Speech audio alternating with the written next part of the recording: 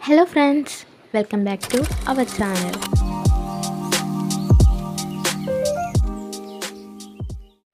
നമ്മുടെ ഈ കാലത്ത് ഇംഗ്ലീഷ് എഴുതാനും വായിക്കാനും അറിയാത്തവരായിട്ട് വളരെ ചുരുക്കം പേരേ ഉണ്ടാവുള്ളൂ. ബഹുഭൂരിപക്ഷം പേർക്കും ഇംഗ്ലീഷ് എഴുതാനും വായിക്കാനും അറിയാം. എന്നാൽ സംസാരിക്കാനോ, ഈ എഴുതാനും വായിക്കാനും അറിയുന്നവർക്ക് നല്ല രീതിയിൽ സംസാരിക്കാൻ പറ്റുമോ? ഇംഗ്ലീഷ് ഭാഷ ഒഴുക്കോടെ സംസാരിക്കുക എന്നത് നമ്മളിൽ പലരുടെയും വലിയൊരാഗ്രഹമാണ്. ഈ കാലത്ത് ഇംഗ്ലീഷ് ഭാഷ എന്നത് ലോകത്തിൻ്റെ ഭാഷ തന്നെയാണ്. ജോലിസ്ഥലത്താണെങ്കിലും മറ്റേത് മേഖലയിലാണെങ്കിലും വ്യാപകമായി ഉപയോഗിക്കുന്നത് ഇംഗ്ലീഷ് ഭാഷ തന്നെയാണ്. മറ്റെല്ലാ ഭാഷകളെയും മറികടന്ന് ഒന്നാം സ്ഥാനത്ത് തന്നെയാണ് ഇന്ന് ഇംഗ്ലീഷ് ഭാഷയുള്ളത് എന്ന് നമുക്ക് പറയാം. അതുകൊണ്ട് തന്നെ ഈ ഭാഷ സംസാരിക്കാൻ പഠിച്ചിരിക്കുക എന്നത് വളരെ വലിയ കാര്യം തന്നെയാണ്. അതുകൊണ്ട് തന്നെയാണ് പലർക്കും ഇത് വലിയൊരാഗ്രഹമായി മാറിയിരിക്കുന്നത്.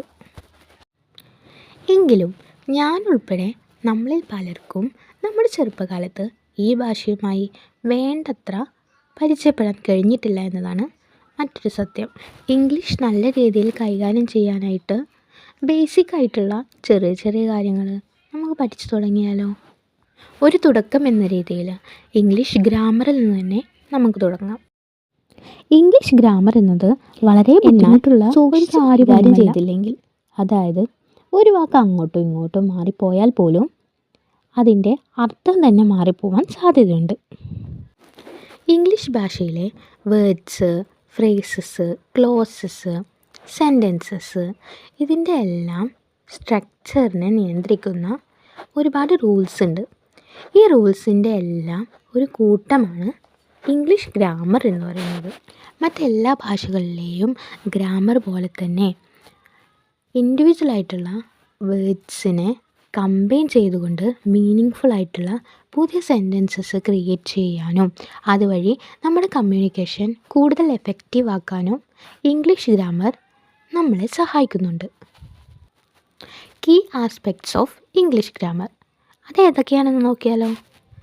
Tenses, voices, punctuations, modifiers, subject verb agreement, word order, parts of speech, sentence structure, relative clauses, direct and indirect speech ഇതൊക്കെയാണ് നമ്മുടെ ഇംഗ്ലീഷ് ഗ്രാമറിൻ്റെ കീ ആസ്പെക്ട്സ് എന്ന് പറയുന്നത്. ഇതൊക്കെ ഓരോന്നും എന്തൊക്കെയാണെന്ന് നമുക്ക് വിശദമായി തന്നെ പഠിക്കാം.